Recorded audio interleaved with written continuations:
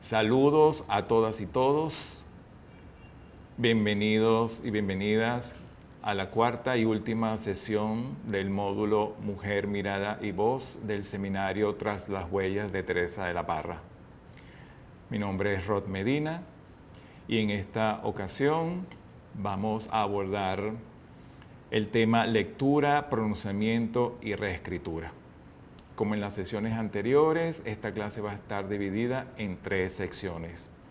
La primera corresponde a la estrategia global que vamos a aplicar durante toda la planificación de las actividades y de las tareas que se proponen.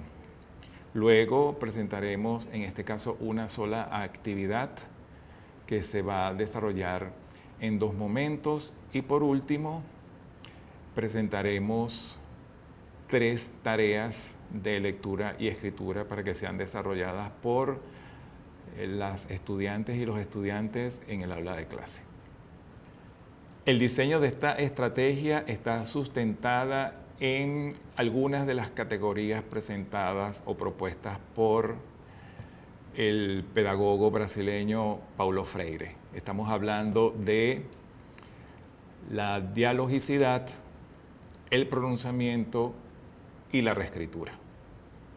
Sin embargo, antes de entrar en profundidad a explicar cada una de estas, quisiera establecer una diferencia entre unos conceptos que generalmente tienden a confundirse. En este caso, estoy refiriéndome a el concepto de lectura, el concepto de práctica de lectora y el de evento letrado. Porque muchas veces se confunden y considero que es importante establecer los límites que hay entre uno y otro.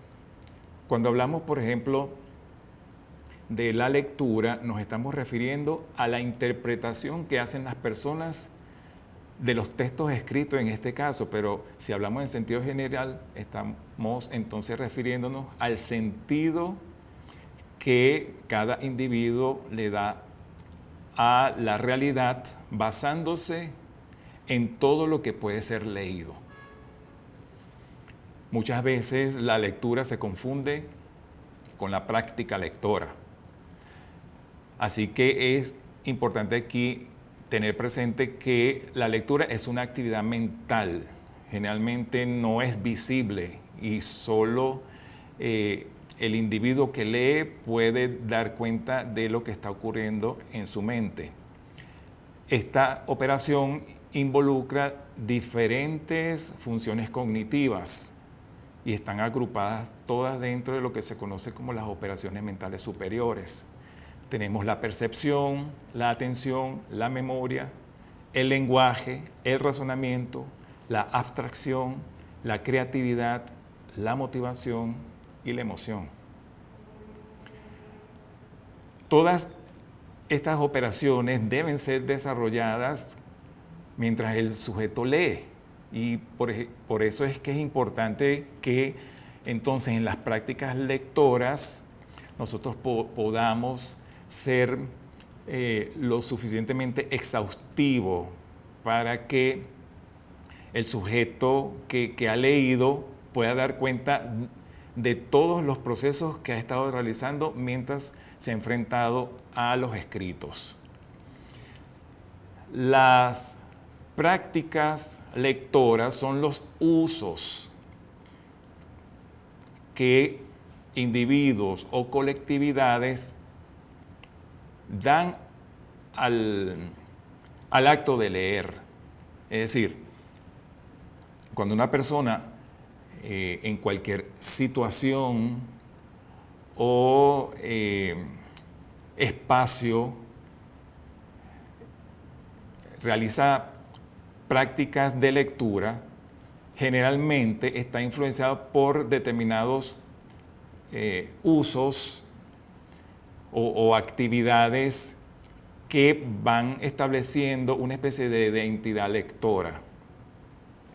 Cuando hablamos de los eventos letrados, nos estamos refiriendo a cualquier actividad social o situación en donde la escritura tiene un papel cardinal.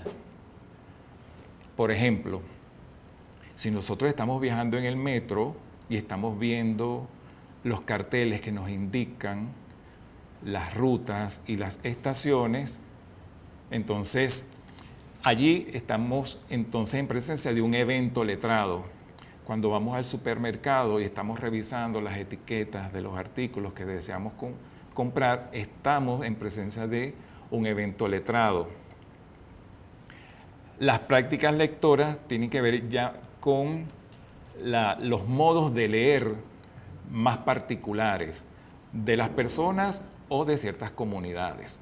Por ejemplo, una persona puede decir que le gusta leer la prensa en la mañana. Eso es una práctica lectora. Hay otros que, por ejemplo, dicen que prefieren los libros de autoayuda.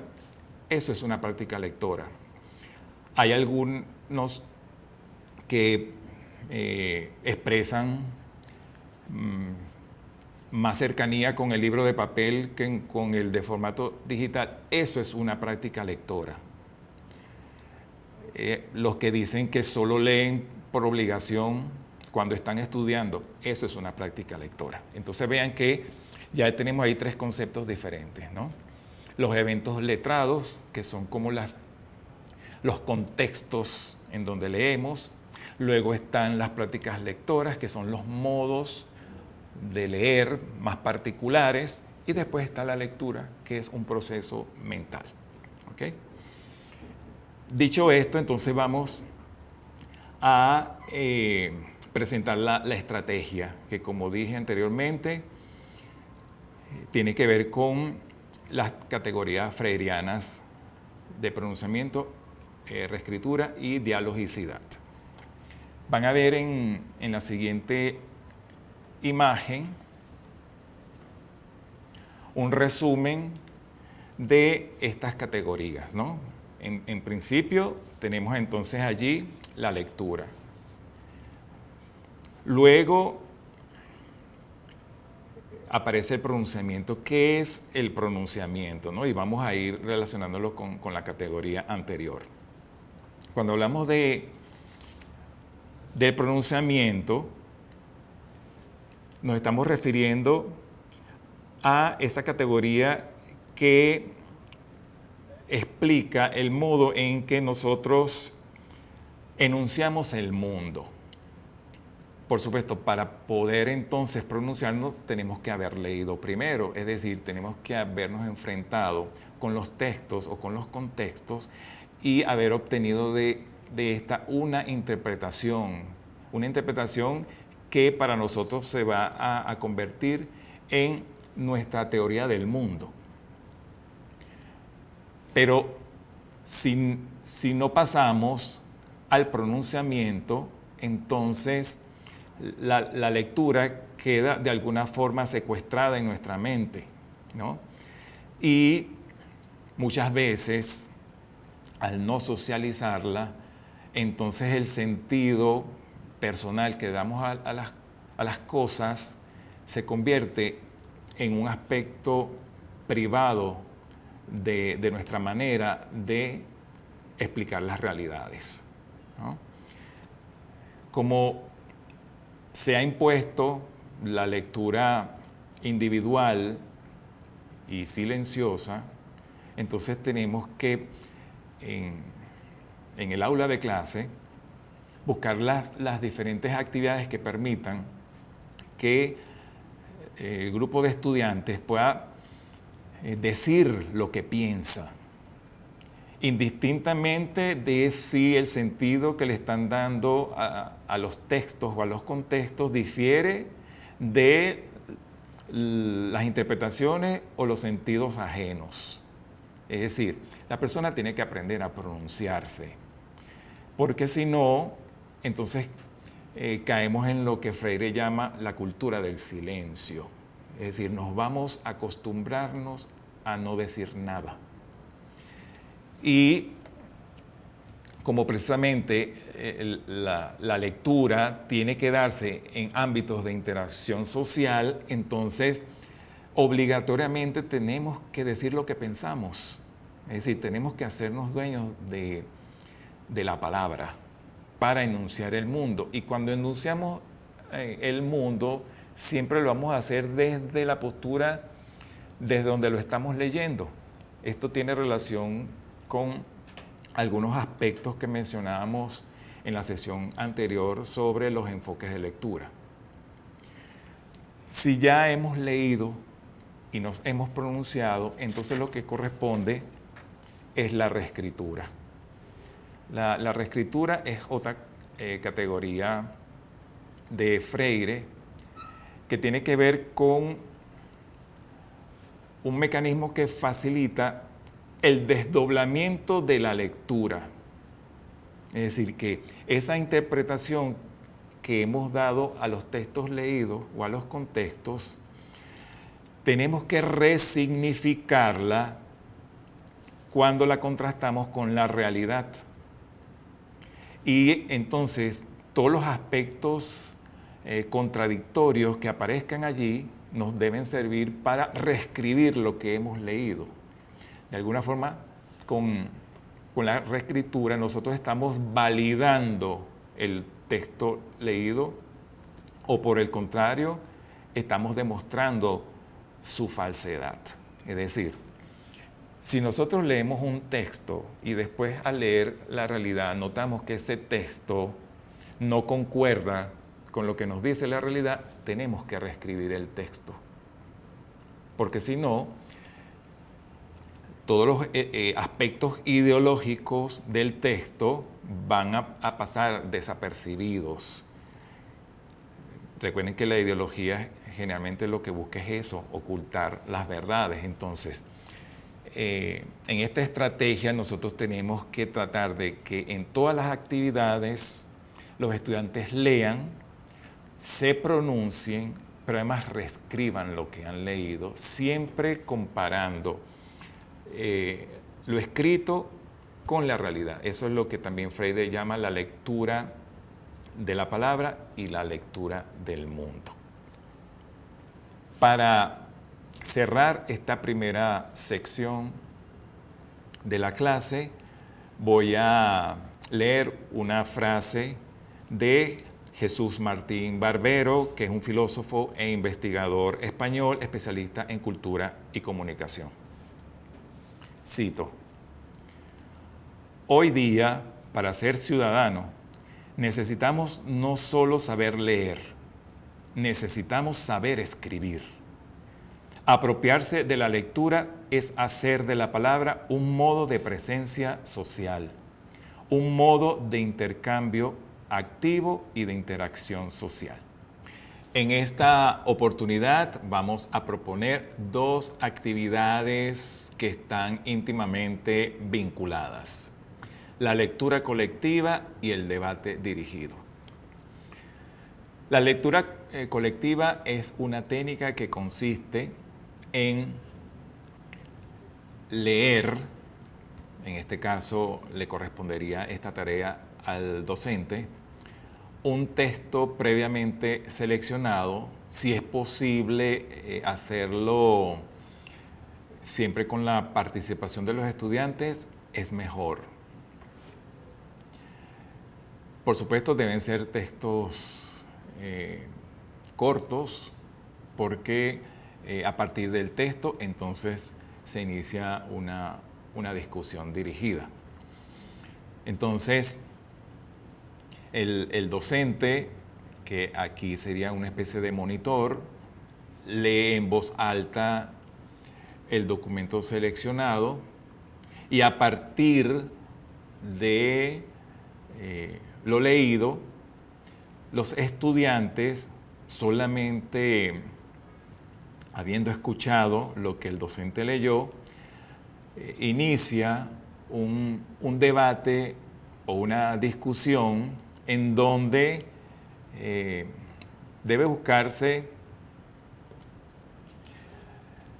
la generación de pensamientos o de ideas divergentes, cuidando de que no se genere polémica, porque como estamos hablando también de la cualidad dialógica de la lectura, entonces hay que evitar en los debates que los participantes tengan como único fin tener la razón.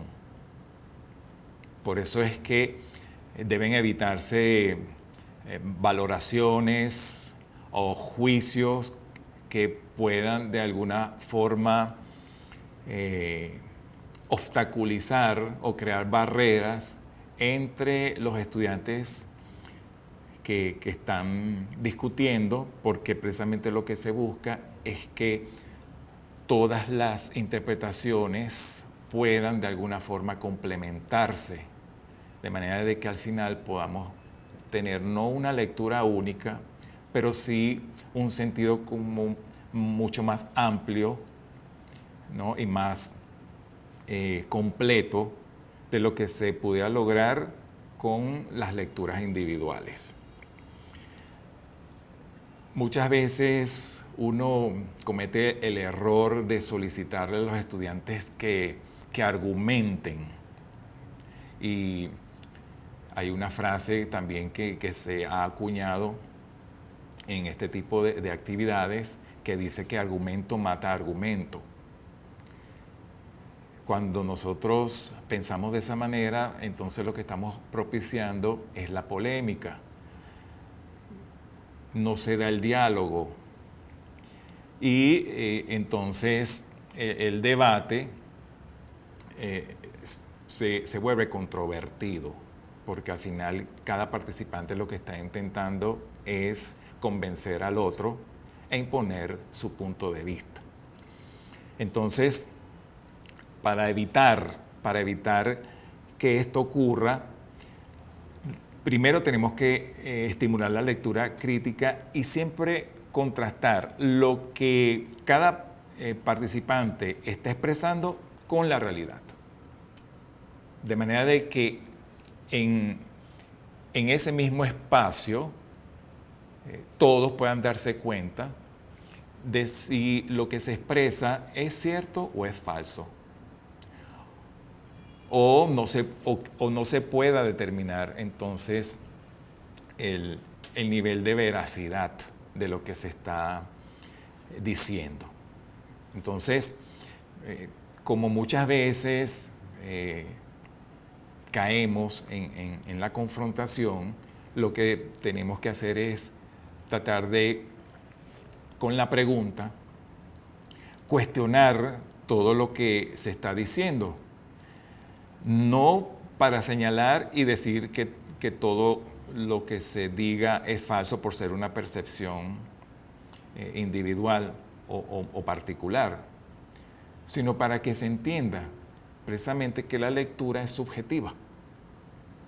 Y como es subjetiva, no podemos oponerla a los demás como si fuera un hecho. En la lectura colectiva y el debate dirigido, se estimula también el intercambio de subjetividades, porque un participante puede darse cuenta de las concordancias o semejanzas que hay entre lo que él piensa o lo que él interpreta y el sentido que están dando los demás. Inclusive, en muchos casos, se pueden abrir procesos en donde las personas puedan relacionar lo que están leyendo, es decir, el mundo externo, con su mundo interior. O sea, que de alguna manera se sientan identificados con los textos leídos o con las interpretaciones que están expresándose en la actividad colectiva. Aquí es preciso que se den la lectura colectiva y el debate en una misma sesión. O sea, no es recomendable que se lea algo en un momento y luego se haga el debate, ¿no? O sea, aquí lo interesante es que los estudiantes no puedan tener una lectura individual lo suficientemente fuerte que después se intente imponer a los demás. Si el texto que se escoge es desconocido por todos, entonces allí nos vamos a dar cuenta de que las interpretaciones pueden ser más auténticas en el sentido de que no hay como un prejuicio ante la opinión ajena y el significado propio que se está dando al texto. Finalmente, presentamos 3 actividades o tareas que podrían desarrollar los y las estudiantes en los espacios de aprendizaje.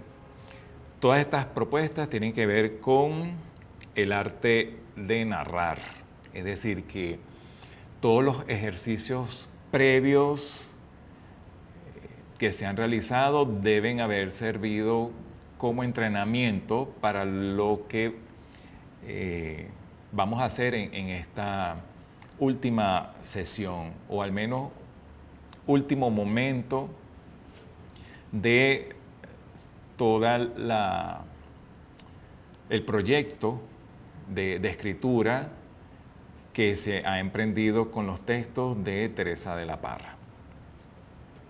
Estas actividades están basadas en esos escritos, pero en este caso vamos entonces a aplicar la estrategia de lectura, pronunciamiento y reescritura. La primera propuesta es una lectura colectiva y debate dirigido sobre algunas de las cartas escritas por Teresa de la Parra que aparecen en el libro La señorita Grano de Polvo, publicado por la editorial El Perro y la Rana. Allí están contenidos 3 relatos. Historia de la señorita Grano de Polvo, bailarina del sol, el genio del pesacartas y el ermitaño del reloj, ¿no? Y las cartas que en este caso pudieran ser mucho más interesantes para los estudiantes son las que dirige la autora a Enrique Bernardo Núñez, que es el autor de la novela Cubagua, y otra epístola dirigida a Miguel de Unamuno. ¿Por qué digo esto? Porque en estas 2 cartas uno puede apreciar todo el trabajo de revisión, de corrección y de reescritura que siempre está presente cuando una persona escribe un texto.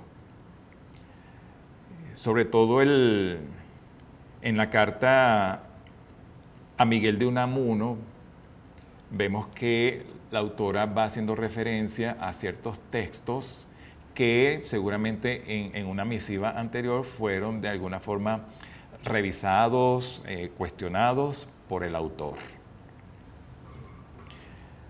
Entonces, en este caso, lo que queremos es invitarlos a leer estas cartas y que a partir de la lectura colectiva se realice una discusión dirigida. La segunda propuesta es inventar una historia a partir de la experiencia de ser otro.